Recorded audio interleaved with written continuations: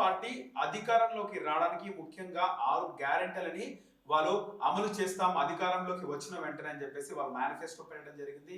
ఇక 6 గ్యారెంటీల్లో మహాలక్ష్మి పథకంలో భాగంగా మహిళలకు ఉచిత బస్సు అయితే ప్రారంభించారు ముఖ్యమంత్రి రేవంత్ రెడ్డి. దీనికి సంబంధించి ఇంకా ఓన్లీ మహాలక్ష్మి పథకంలో ఇంకా 2 పెండింగ్ లో ఉన్నాయి. ఒకటి పేద మహిళలకు 2,500 రూపాయలు, అలాగే 500కే ఎల్పిజి గ్యాస్ సిలిండర్.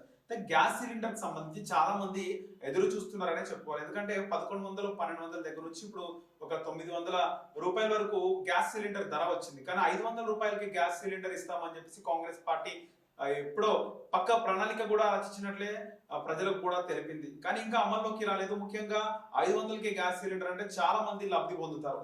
దీనికి సంబంధించి హైదరాబాద్ రంగారెడ్డి జిల్లాలో 500 రూపాయలకి గ్యాస్ సిలిండర్ కి సంబంధించి పౌర సరఫరాల శాఖకి ఆదేశాలు జారీ చేశారు. గ్యాస్ కనెక్షన్లు ఎన్ని ఉన్నాయని చెప్పేసి.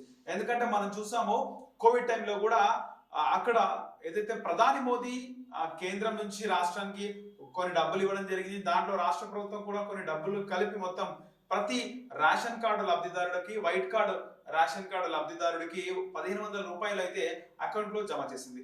దీనికి సంబంధించి ఎవరికైతే అకౌంట్ అనుసంధానం అంటే అకౌంట్ లింక్ లేదో వాళ్ళు గ్యాస్ ఏజెన్సీకి లేకపోతే గ్యాస్ కంపెనీకి వెళ్ళి అక్కడ వాళ్ళు పత్రాలన్నీ కూడా తెచ్చుకోవడం జరిగింది. అలా లింక్ చేసుకున్నారు. అలాగే పౌర సరఫరాల శాఖకు గ్యాస్ కంపెనీలకి ఒక లింక్ అయితే ఉంది. పౌర సరఫరాల శాఖకు సంబంధించి IOCL అధికారులు ఆదేశించారు.